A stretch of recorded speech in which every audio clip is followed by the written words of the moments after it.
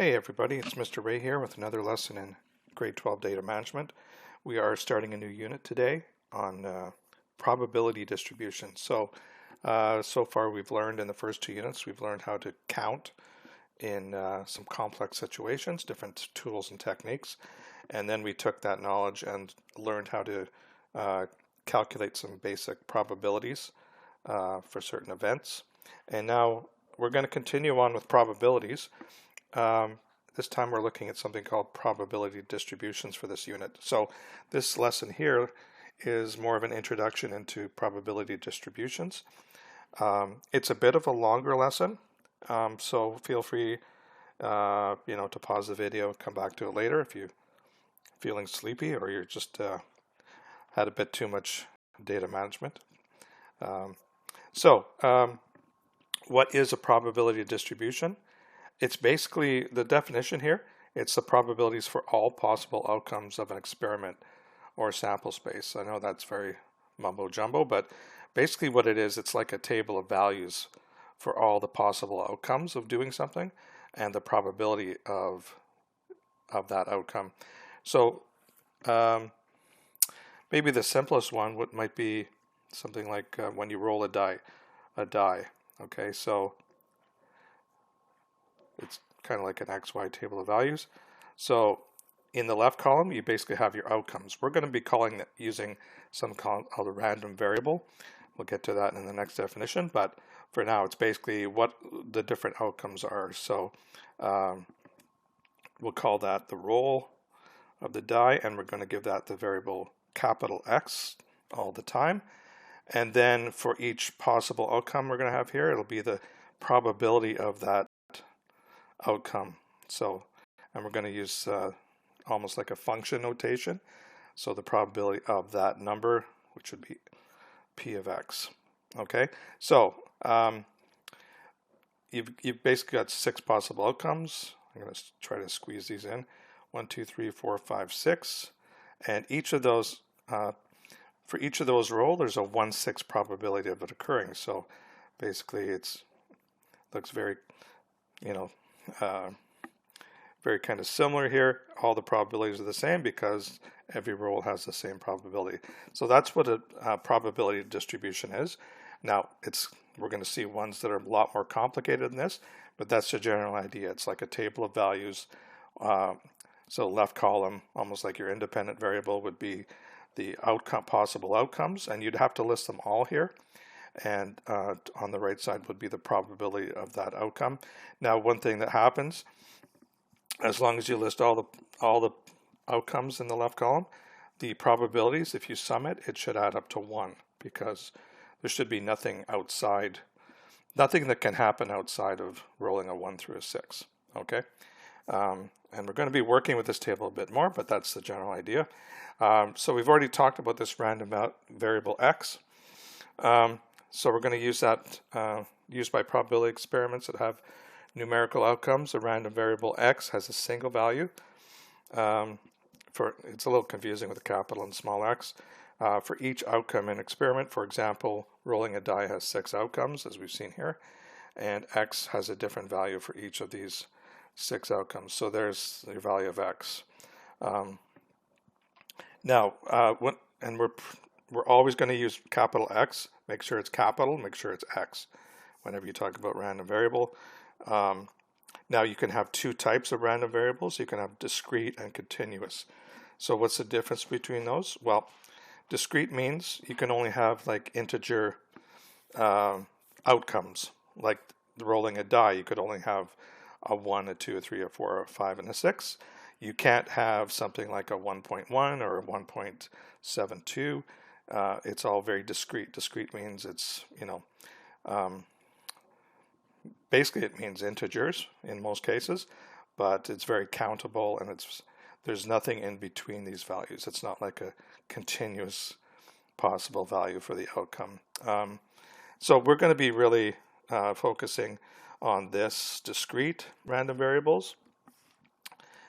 Mostly we'll be using these in this unit. We won't see too much of the continuous random variables. And what are they? Well, those are where you can have an infinite number of values for for the random variable.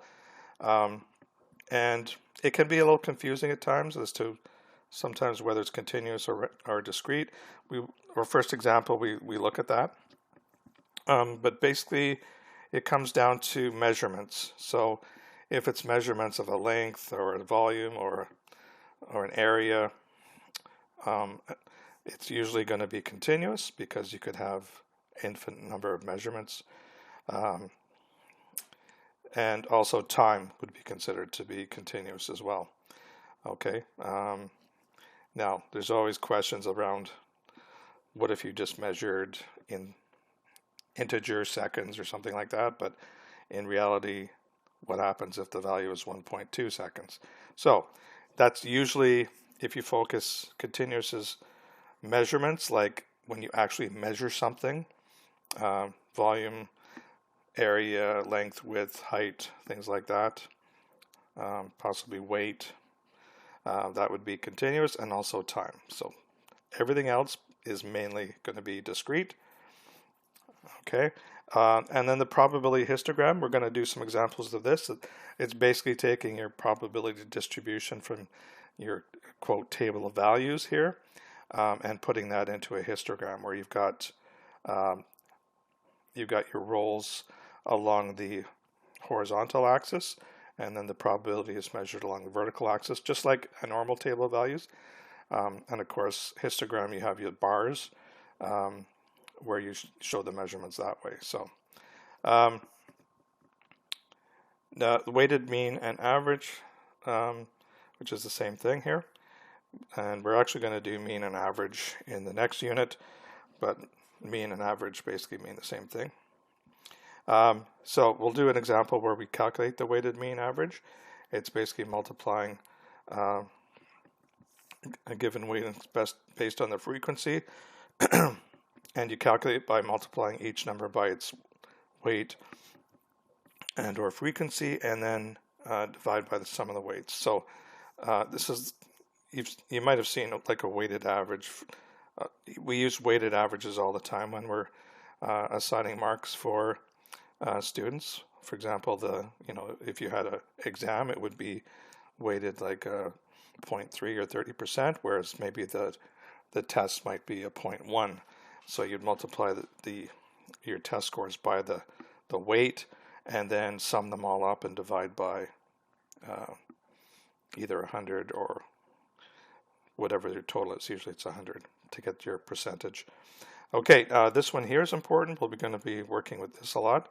This is the expected value, and it's always denoted by this capital E bracket, capital X bracket. Okay, it's always called expected value. And this would be the predicted average of all possible outcomes. So we will have plenty of examples doing this, but for example, I could add a third column here to our table of values with the probability distribution. So I could have e to the x, and what we do is, this is basically, you take your value of x and you multiply it by p of x. So you just read across, you multiply. So so it's 1. So e of x for this roll of 1 would be 1 times 1/6. Then we'd have 2 times 1/6. So you can see the pattern here: 3, 6, 4, 6, 5, 6. And then the bottom one would be 6, 6, or 1.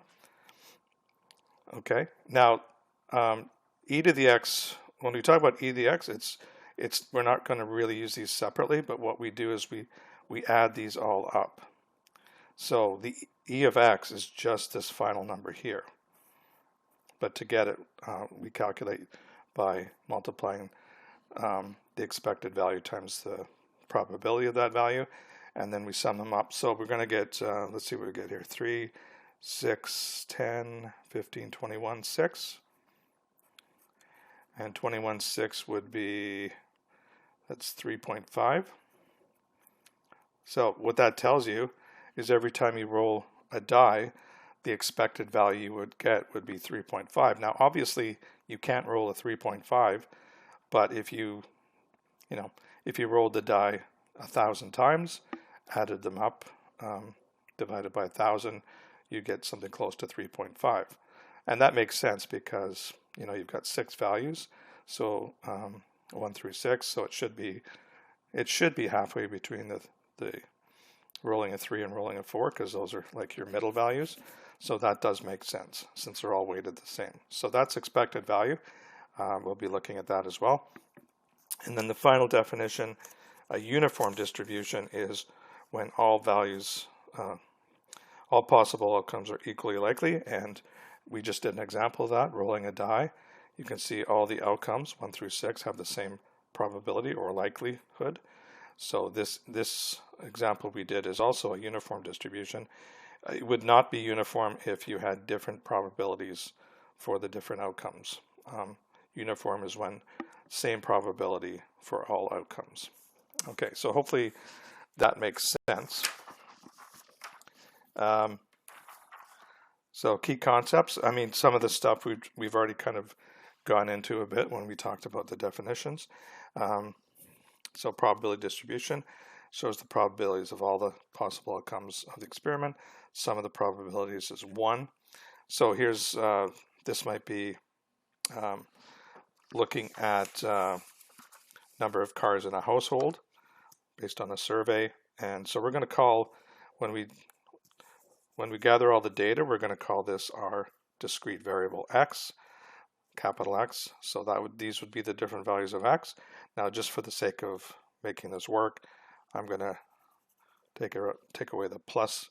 So the only possible outcomes for number of cars for the survey were 0, 1, 2, and 3, and 4.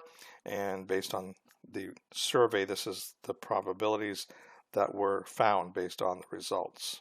Okay, so looks like most households seem to have 2 cars, 0.70% likelihood of 2 cars, and then you can see it decreases on both sides from there. So this would be your P of X, probability. This would be, so this entry here, the probability that X equals 0 is 0.03. Probability that X equals 1 is 0.13, etc. Okay. Now we could also, you know, calculate the expected value, which I've got the formula down here, but you've already kind of seen it. So I could add another column here for expected value. And again, you've already seen this in action. To get that, you multiply the x with the p of x for each row. So 0 times anything is 0.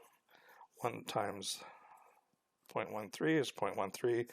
2 times 0.7 is 1.4. 3 times 0.1 is 0.3. And 4 times 0.04 is 0.16. If we add that all up, we get a total of 1.99. So this is the expected value of this study of number of households in a car. So on average, the average household will have 1.99 cars, and of course, nobody has 1.99 cars, but over a big survey, that would be the average number of cars. It doesn't have to be an integer, even though these are only integers. Hopefully that makes sense. Probability histogram, we've already talked about that. We'll see a couple in examples. Expected value, we've just done that example. We've done 2 examples already on how to get it. And like I said, expected value can be a non-integer value, decimal or fraction. Both of ours did have decimal values. Uniform distribution occurs when a single trial, all outcomes have the same probability. So like rolling a die, this one is not a uniform distribution because for each of these outcomes we don't have the same probability. So this is not a uniform distribution. Rolling a die is a uniform distribution. And the probability would be 1 over n, where n is the number of possible outcomes. Like for the die, we had 6 possible outcomes, so each probability was 1/6. And then this, you can calculate distribution using different methods. Okay. So let's start off, we'll go back to the random variables. Remember I said you could have discrete or continuous random variables.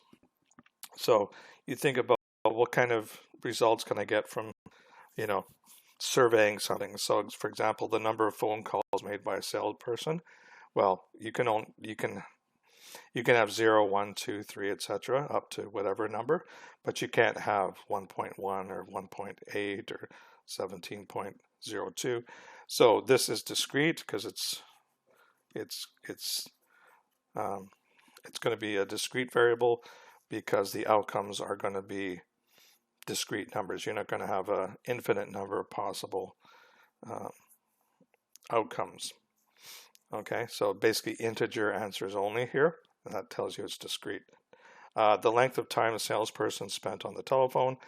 Again, if you remember by the definition, so continuous, we talked about measurements, and we talked about time. So in this case, the length of time is a time, obviously. So it's considered to be something you could have an infinite number of times, even if you look from 0 to 3 minutes. You could keep subdividing the time into smaller and smaller intervals. So this would be considered to be continuous, mainly because it's measuring time. Company's annual sales, well, these are numbers, and even though you could maybe ignore the decimal for the cents and just count in terms of dollars, so that would be integer only, so this would also be discrete. The number of widgets sold by a company, well, you can sell 0, 1, 2, 3, dot, dot, dot. So this would also be discrete. Usually a good sign is if you see the phrase the number of, that usually almost always means it's discrete. And then the distance from the Earth to the Sun, well, you'd measure that in kilometers or meters or whatever. So that would be a measurement. So that would be considered to be continuous. And I personally struggle with, saying that would be continuous, even though it's a huge number. You could measure just in kilometers, but that's the way this works. If it's a measurement that you could subdivide from that, get infinite number of possible values, you have to consider it to be continuous. So hopefully that gives you an idea of whether you use a discrete or continuous random variable based on what you're measuring. Okay.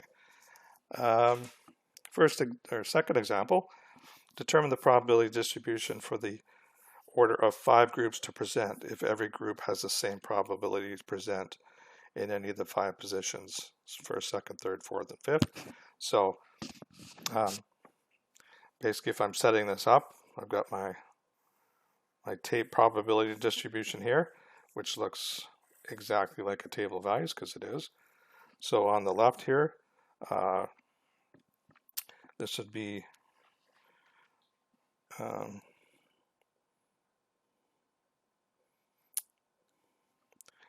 the group number that would present, I guess, first. So I'm going to call this X. And for X, I've got 5 groups to choose from. So this looks a lot like the die question. So 5 possible. This would be definitely be a discrete because it's just an order of things happening. And then we have P of X. What's the probability that group 1 presents first? Well, this is continuous, right? Each group has the same probability. They tell you right here. So that tells you it's uniform. So when it's uniform, it's basically we've got 5 different possible positions here, and so each position would have a probability of 1 over n, which would be 5. So basically 1/5 or 0.2 would be the probability for each position. So again, if you add that all up, you get 1.0, which you should, because all these probabilities should sum up to 1 or 100%. You shouldn't have anything outside of these numbers that would be left out. So everything should sum to 100%. Okay. Now, if you were to do a graph, I know they didn't ask this, but if we were to do it like a histogram, probability histogram, so it looks like kind of a normal graph here. On the bottom, we've got our random variable. So I'm going to call that position, and then in brackets, capital X. And then the probabilities will be along the side. So you don't have to go any higher than the highest one of these in terms of your vertical scale. So I don't want it to go right to the top, but you know, I can make that 0. This is 0.1, 0.2, 0.3, etc. So this would be, if I write on the side here, probability, or P of X on that side. And then, so on the bottom, we put our possible values for X. Now I want to make these into bars. So I'm going to kind of plan ahead here, make sure I got room for 5 bars. 1, 2, 3, 4, 5.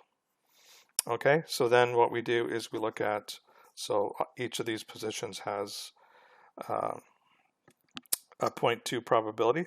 So so this would be position 1, 2, 3, 4, and 5. And you notice I put the positions between the hash marks here, just because this is going to be a bar here. So I'm going to put that across, and then this comes down. So that tells you the probability of a group being in position 1 is 0.2, and this would be the same for all of them because it's continuous. So I'm going to run this across.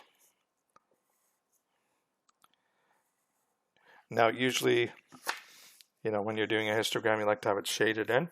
My personal preference for something like this is every alternating bar, I'm going to make it a different, like I'm not going to color it in really dark, but I'll put these lines in, and I'll do the same pattern every second bar. And then the other ones I'll maybe go the alternating way, just so you can see the difference very clearly. Okay, so that's the way the bar graph would look. Make sure you've got your labels for the horizontal axis. That's always going to be your random variable X, and then the vertical axis will be your P of X probability. So hopefully that makes sense.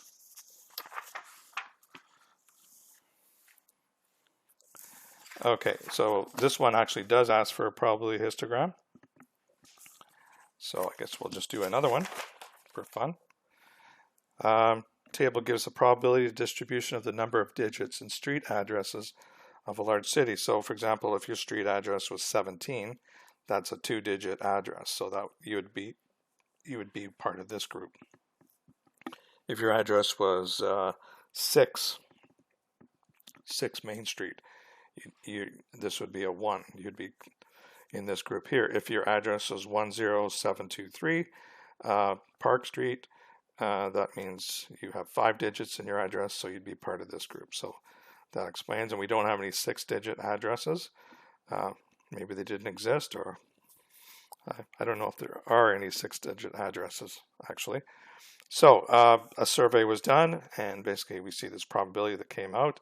You can see the most popular number of digits in an address is 3 digits, and then you can see next one would be 2, 1, 4, and 5 in that order. So list the random variable. So we're going to use our letter capital X. X equals the number. So this is defining the random variable, number of digits in a street address.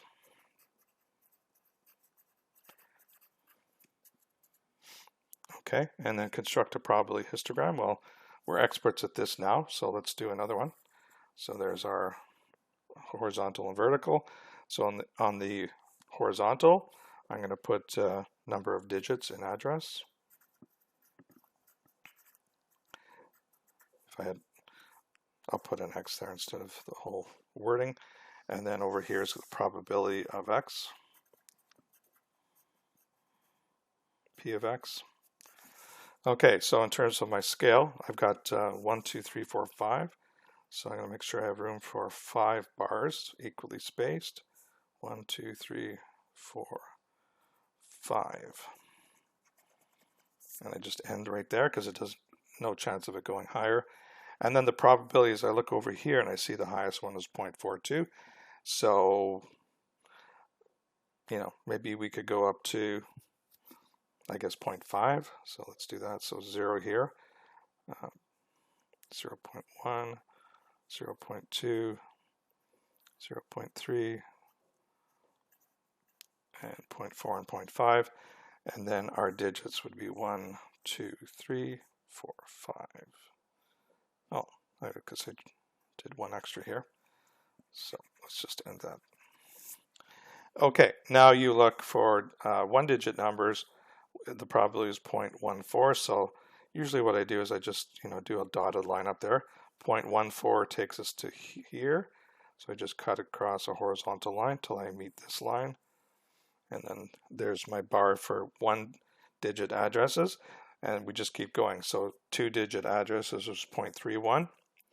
So if I do my dotted lines, you can see 0.31 would be about here. And then I just darken my vertical lines. For a three-digit, 0.42. So that's still going to be higher. So 0.42 is about here. Okay, and then 4 is 0.11, so a big drop. So that would be about here. And then 0.5 is 0.2, so that's 0.02. So that's way down here. Okay, so there's the bars, and again, I'm going to do my herringbone pattern. I think that's the official name. So alternating just to show a contrast of where each group starts and ends. You can choose whatever you like here. What I don't want to see is the whole thing just shaded in as one solid mass. You want to be able to see these lines and be able to differentiate between the 5 different bars in this case. Okay, explain the meaning of the individual bars in the histogram. Well, the area, and this is a property we haven't talked about yet, the area of each bar represents its probability.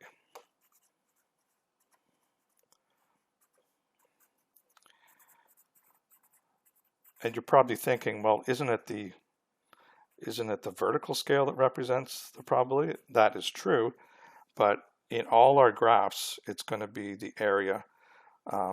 If you look at the width of each of these bars, it's always 1. So it's 1 times the height, which is the probability. So you could see 1 time. So the area of this is 0.2. The area of this is, 0.14, 0.31, etc. So the area of the bar represents the probability. And yeah, there's one more thing that comes out in question E. I'll just wait. Describe the situation, or the distribution. So we've already talked about that. Three-digit addresses occur most frequently because they were 0.42 probability, highest of all of them, occur most frequently.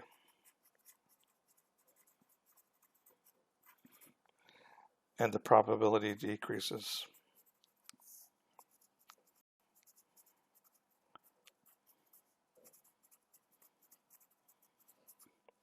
As the digit value decreases.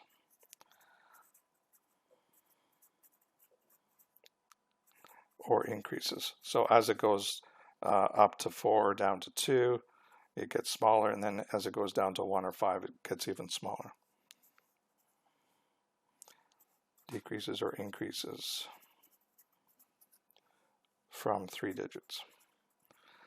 So it's just describing the situations. It's interpreting what we're seeing.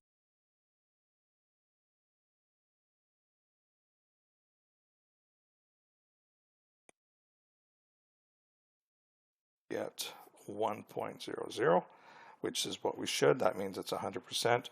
So the sum of the probabilities equals 1. Okay, and hopefully that makes sense. If it didn't equal 1, we'd be missing some information. So you want all your data to add up to 100% of what was taken. Okay, you can't leave stuff out. Okay, so let's go on to the next page.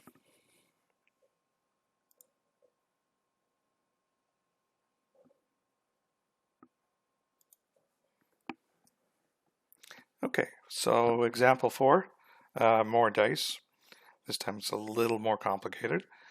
Consider a simple game in which you roll a single die. If you roll, sorry, that should be an even number.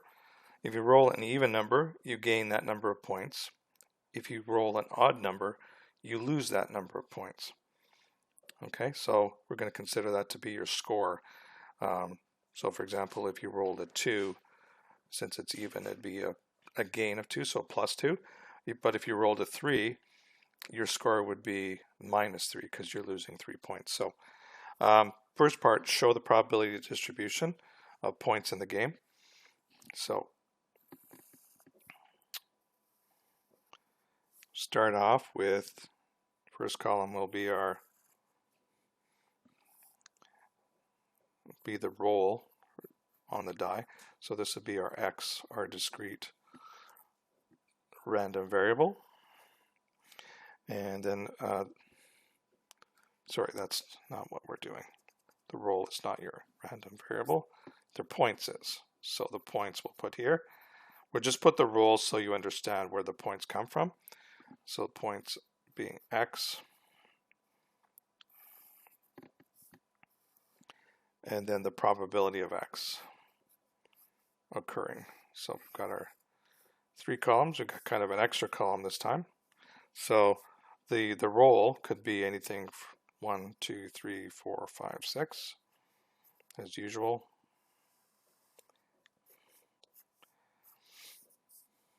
So excuse my non-straight lines here, just so you can read across. Okay, so let's go through and show the number of points you would get based on rolling these different numbers. So remember, even you gain, so let's do those first. So even you gain 2, so plus 2, plus 4, plus 6. And odd, you would lose points, that number on the die. So it'd be minus 1, minus 3, minus 5. So kind of a weird point allocation, but it's kind of a different game. So now we're going to calculate the probability of X. So this would be the same as when you just rolled a die to see what number you get. So each of these rolls would have the same distribution, or even each of these sets of points has the same probability. So each of these would be 1/6. Now this time I'm keeping this as a fraction because 1/6 as a decimal is not a nice number, and I'd have to round, which I don't want to do. So I'm leaving it at 1/6 so it's exact. If I have the opportunity to change it to decimal, because it's a nice number like 0.2 in the last example, from 1/5, then I'm going to do that. What is the expected number of points per roll? So I'm going to do it slightly different this time. I'm going to do it as just a equation. I could do the side column here, which we did the previous couple of examples, but let's see how you would do it in the equation form. So if I go back to the second page, I just want to talk about this formula here. So we didn't really go into it. I just kind of showed you if you did as a column, but really you can see E of X, expected value, is equal to each of these values of X times its associated probability, and we sum all of those up. This notation here, you may or may not be familiar with that. That's basically a sum counter.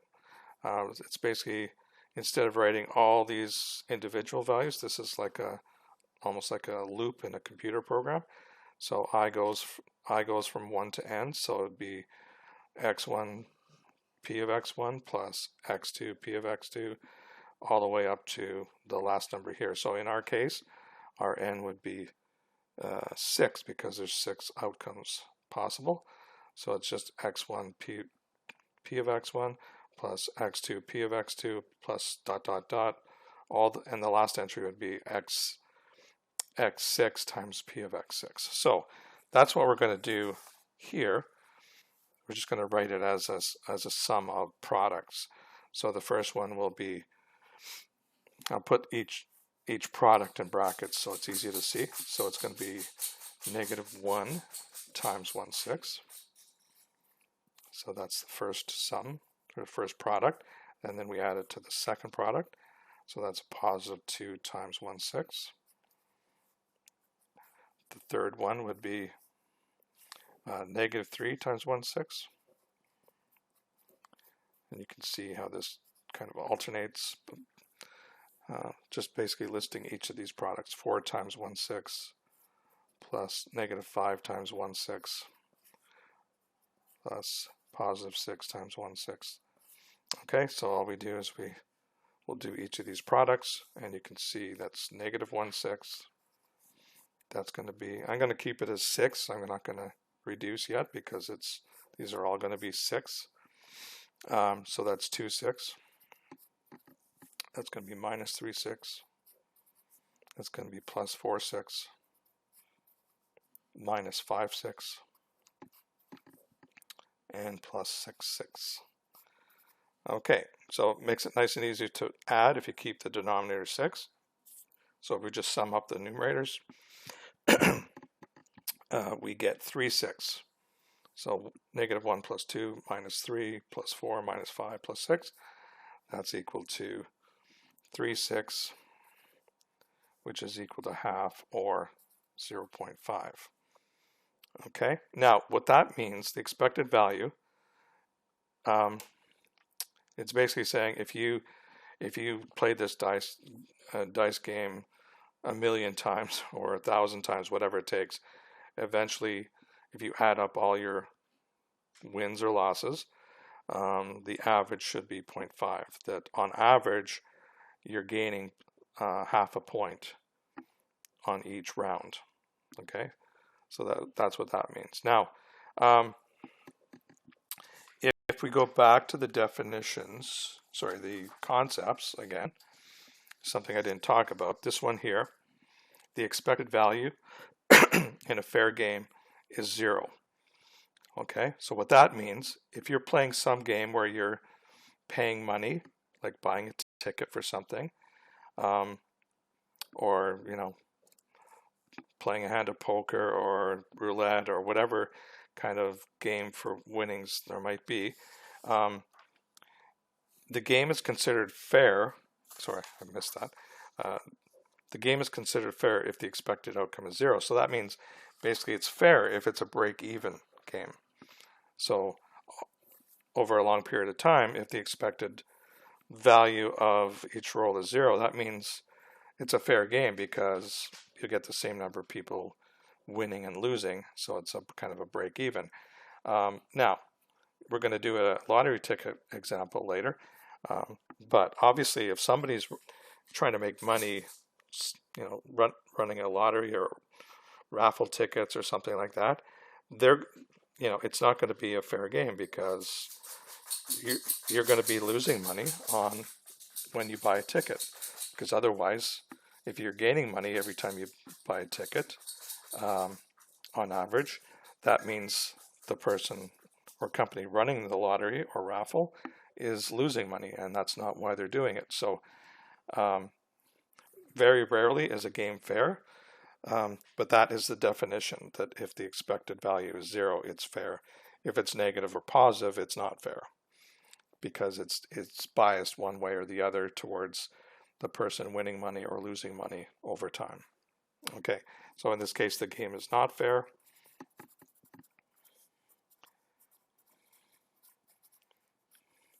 Since E of X expected value is not equal to 0. So it doesn't matter if it's positive, it's still not fair. If it's negative, it's not fair. So when we talk about fair, we're talking about both parties. That the person running it and the person playing it have the same expected winnings or losing over time. That it's going to be a break even game. Okay, let's try another example here. This time we have canoes. So a summer camp has 7 4.6 meter canoes, 10 5.0 meter canoes, 4 5.2 meter canoes, and 4 6.1 meter canoes. Canoes are assigned randomly for campers going on a canoe trip. Okay, so show the probability distribution for the length of an assigned canoe. So let's see how this works. So you get the idea so far of these probability distributions. So the first random discrete variable will be the length of the canoe in meters, and we're going to call that X. So that's our left column. It's only wide because of the title. And then over here we have the probability of getting that type of canoe. So we've got 4 lengths of canoes. So I've got 4 rows. So its first one is 4.6, then we have a 5.0, then a 5.2, 6.1. Now, how do we get the probability of this? Well, we have to go back to the data that was given about how many canoes, well, the total number of canoes and how many canoes of that length. So this goes back to our basic probability calculation. So kind of like NA over NS here. So the number of 4.6 meter canoes is 7. So it's going to be 7 over the total. So what is the total? We got 7 plus 10 plus 4 plus 4. So that's 8, 15, 25. So 7 over 25. I'll just put the percentage here, or the decimal value. 5 meter canoes, we've got 10 of those, so that's 10 over 25. 5.2, we've got 4 of those. This was 0.4, this was 0.16, and 6.1 was also 4, so same as the previous one. So there's our probability distribution. So this tells you that, if you're randomly assigned a canoe when you go to rent one, you have a 0.28% chance, 0.28 probability of getting that 4.6 meter canoe, and similar probabilities for the other lengths. So that's how you do probability distribution when you have information like this. It's basically your NA over NS to calculate your probabilities. Okay, and then the follow-up question, what is the expected length of an assigned canoe? So this is your expected value. So this is your E of X. And we're going to do the same style formula we did on the last question. So maybe if I put this above, we could figure out what we're doing. For the first row, we've got a 4.6 meter, and we times it by the probability times 0.28, and then add the next row, 5.0 times its probability, 0.4. Next one was a 5.2 meter canoe. Its probability was 0.16. Finally, 6.1 meter canoe times its probability of 0.16. If we multiply these out, we get 1.288 plus 2.0 plus 0.832 plus 0.976, and that comes up to 5.096 or approximately 5.1 meters. Because the reason why I rounded there was looking at the lengths that we had here. There's no explicit rule that you have to have the same number of digits, but in this case it seems to make sense. Even 5.10, that would be fine. So therefore, to answer the question, the expected length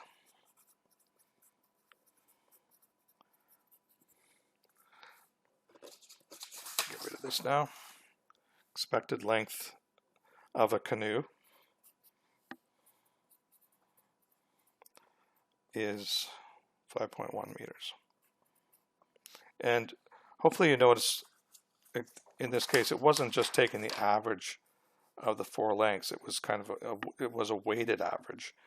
Each value was multiplied by its probability of occurring. So that's a difference than just taking like the average of the lengths. Okay. All right. Let's go to example 6.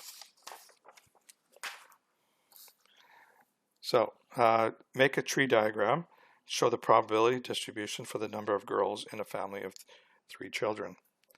Okay, so let's do our family tree here, or possible family tree. So start off with family, and we have a choice for the first child, girl or boy, and then each of these branches off, girl or boy. Okay, so that's the first child, that's the second child, and then one more branch for the third child. This should be familiar from Unit 1.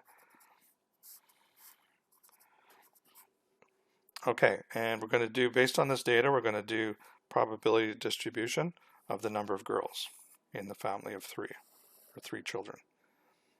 Okay, so here we're going to have number of girls. That's going to be our random variable x. Then we're going to do the frequency. I'm just doing, so we have the count here as well, and then based on the frequency, the probability of the number of girls. And then we're going to do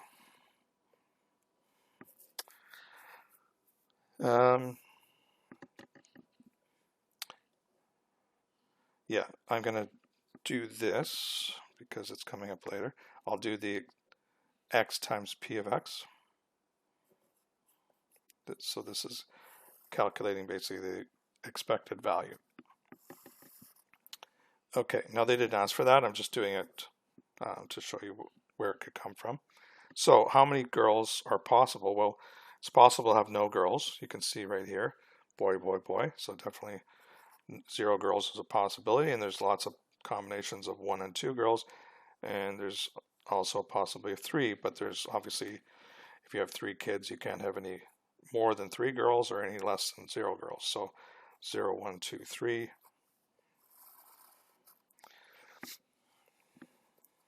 Are the possible outcomes for the number of girls in a family of 3 kids. So I'll do my rows. Okay, now if you add up the number of branches, hopefully you know it's 2 to the power 3. It's going to be 8 possible outcomes. So we know that this should sum up to 8 when we do the frequency. We'll double check that. Okay, so how many times can you get 0 girls? Well, it's only this one branch. So frequency of 1. How many times can you get 1 girl? Well, I could see, you know, there's 1 here. So girl, boy, boy.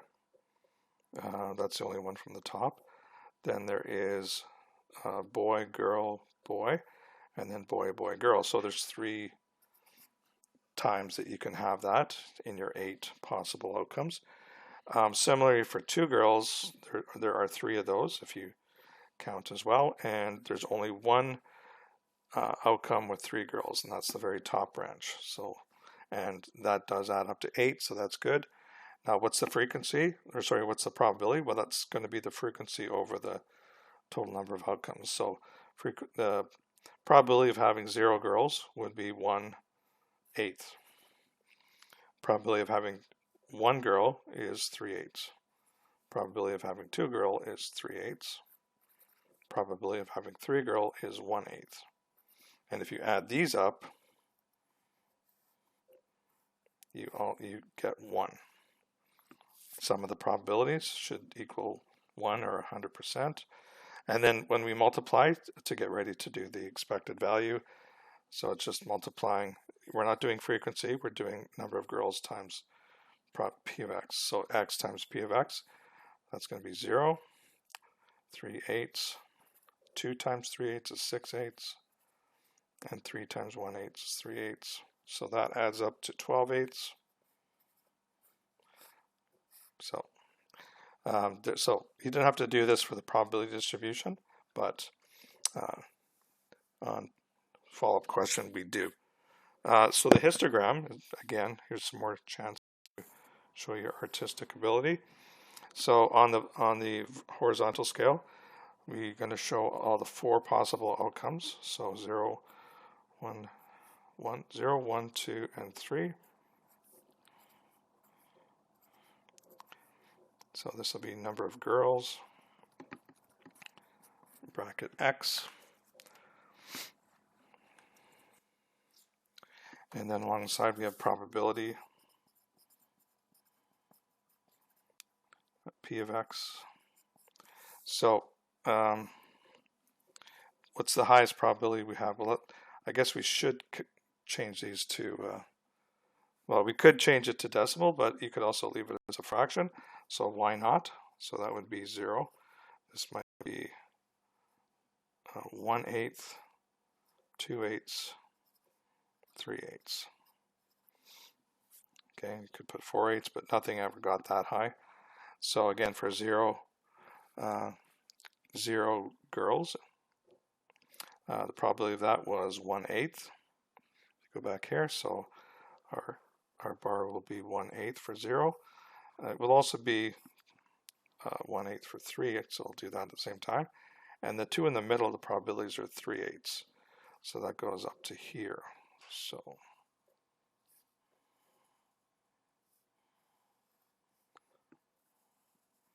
there's our histogram.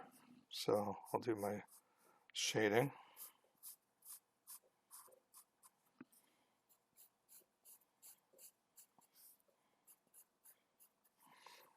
Okay, so there's your probability histogram.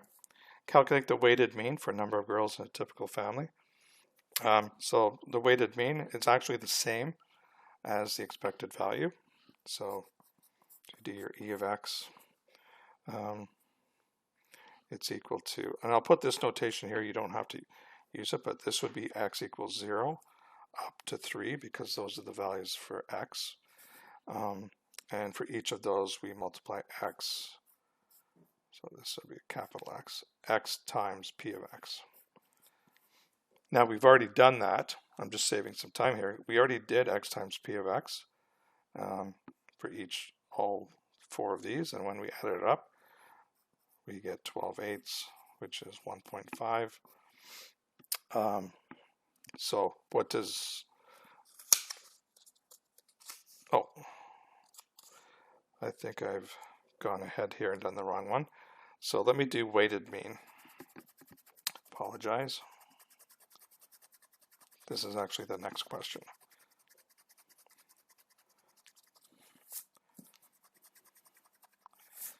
Okay, so weighted mean, we talked about this for the definitions. So it's gonna look similar to expected value.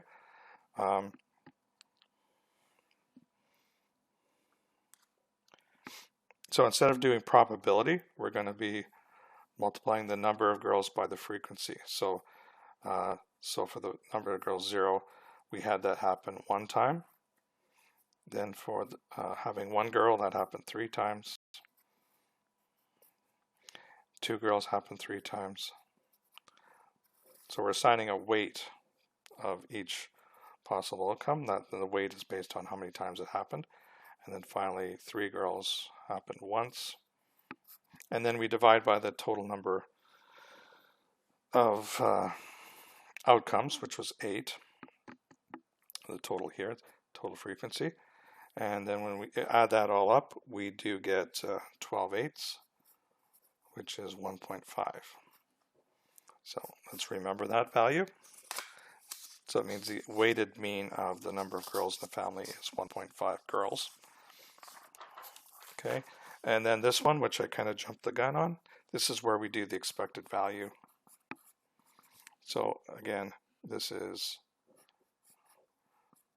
the sum of from x equals 0 to x equals 3 of x times p of x. And this is what we had calculated already. So it would be just basically, well, I might as well put it 0 plus 3/8 plus 6/8 plus 3/8 equals 12/8, which is equal to 1.5. And you notice that's the same as the weighted mean, but it was calculated in a slightly different manner. But in a lot of cases, it is exactly the same value, but working with different information. So in this case, the question says, compare it to the weighted mean. So this is equal to the weighted mean. And interpret these results. So what is 1.5 as the weighted mean or the expected value? It means that on average, a family of 3 children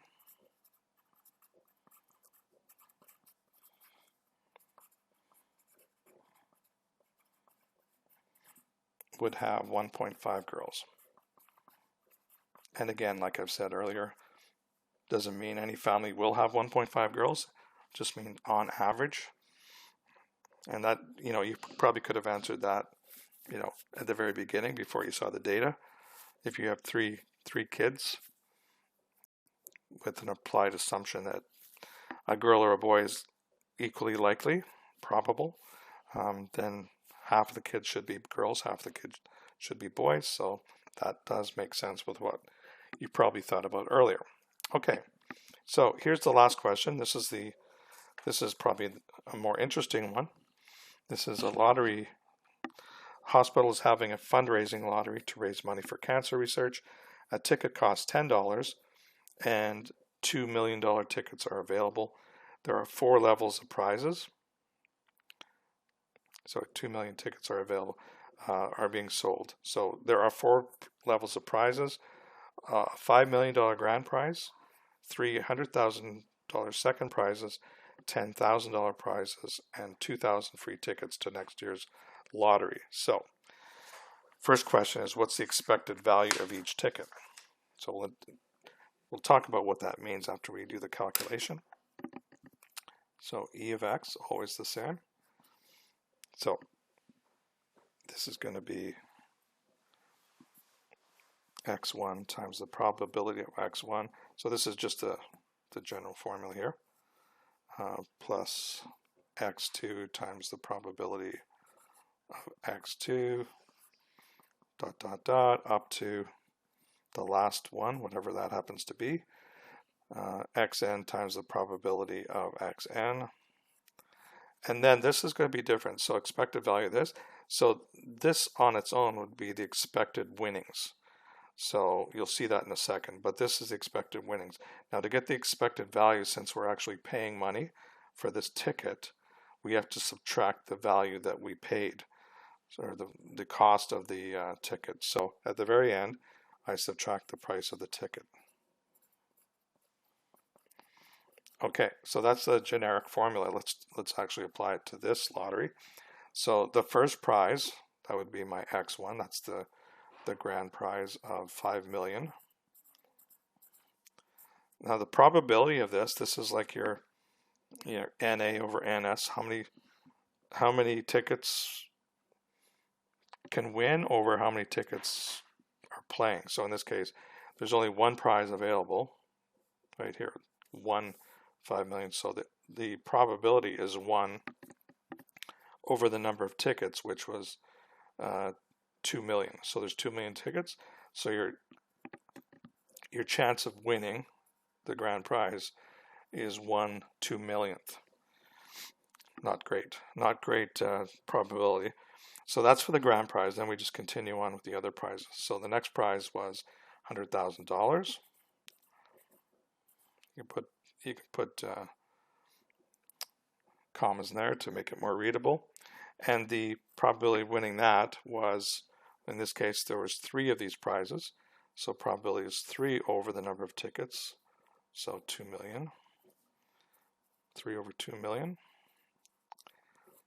Okay, so hopefully you're getting the idea. The next prize was, where is it? 10 $1,000 prizes. So $1,000 prize. What are the chances of winning that? Well, there's 10, where are we here? 10 of those tickets. So 10 over the number of tickets sold. 2, 3, 2, 3. Okay, and then the last prize was just winning a ticket for next year's. So, the value of winning a free ticket is $10 because that's how much a ticket costs. There's 2,000 of those. So this would be 2,000. Sorry, that's not the order I want. The value of this last prize is $10. And the chance of winning a free ticket are 2,000 over the total number of tickets, which is 2 million. Okay, so this is all the prizes, and each prize times the probability of winning that prize. Okay, so we're going to multiply and add these up, but then we also have to take away the price of the ticket, which was $10. Okay, so if we do each of these multiplications, so 5 million times 1 over 2 million, that's worth 2.5. Now the units here would be dollars. Okay, so $2.50 so far. The next one would be 0.15, so that's basically 15 cents. The next one would be 0.005, so half a cent. And the last one, free ticket, that would be worth 1 cent. And then we subtract the cost of the ticket. We add all these up, we get negative 7.335. So what does that mean? Therefore, the expected value per ticket is, now these are in dollars, we talked about that, negative $7.355. Okay, now what does that mean? Okay, so we talked a bit about this. This means, so when you're playing a game like this, like a lottery or a raffle, the expected value shows on average you're going to win or lose money on this. So obviously we talked about it. Nobody's going to run a lottery that they're going to lose money at. But in this case, if you buy a $10 ticket, on average you're going to lose $7.36. Okay. And that's why companies run lotteries, because they make lots of money. So, explain its meaning. It says on average, a ticket is worth, so instead of saying negative dollars, I'm going to turn this into profit or loss. Ticket is worth a loss of $7.35. Okay, so hopefully you see is it really worth it to buy lottery tickets? I would definitely say no. That if you want to make money, you should invest it and guarantee yourself that you're not going to lose money. If you want to donate to a charity, just donate to the charity. Or if you want to buy a raffle ticket, go ahead if you're just doing it for charity. But if you're doing lotteries and raffle tickets to try to make money, that's not the right approach. So hope this is a pretty standard question. that you can expect to probably see on a test or homework. So if you can see the way this is done, you could easily adapt this to any type of lottery where there's different prizes and number of prizes and how many tickets are sold, how much does a ticket cost. Those are all used in this calculation. Okay, so I've got some homework questions here for you to try out these new things you've learned today, and we'll see you at the next lesson. Have a good day.